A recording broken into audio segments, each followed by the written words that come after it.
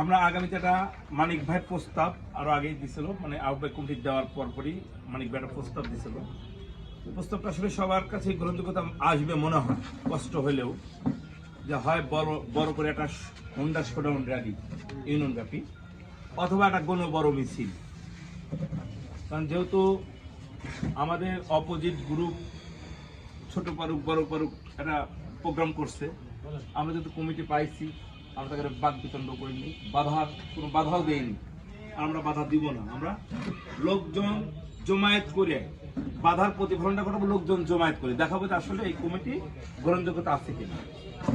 সেই হিসেবে যাতে শর্ট টাইমে যারা নেতৃবৃন্দ আছেন, সিনিয়র বড় ভাইরা আছেন, শর্ট টাইমে যাতে একটা ভালো প্রোগ্রাম করা যায়, হোন্ডার শোডাউন হোক আর বড় করে একটা মিছিল হোক, সেটা যেটাই হোক আলোচনা করে বলে পরে এইটার বিষয়ে আলোচনা করবো। আমরা সবাই যার যার মতন বক্তব্য দিব, এটার উপর ভিত্তি করেই আলোচনা হবে যে আগামী দিনের প্রোগ্রাম আর ইউনিয়ন কমিটির যে ওয়ার্ড কমিটিগুলো করা হবে সেগুলো তো পরবর্তীতে মোটামুটি আমরা ইউনিয়নের যারা নেতৃবৃন্দ আসছি, মানে এই কমিটিতে আসছি, তারা আলোচনা করেই খুব তাড়াতাড়ি শর্ট টাইমে আমরা করবো ইনশাল্লাহ।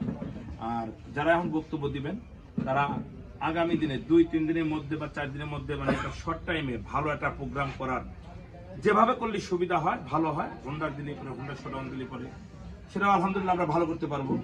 মিনিমাম 150-200 হোন্ডার এনএস আমরা করতে পারি, সেই ভরসা আমাদের আপনি।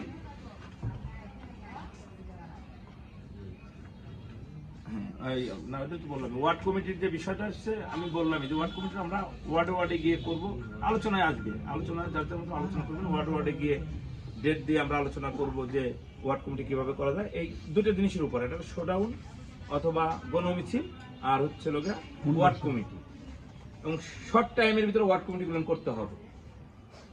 এর উপরে ভিত্তি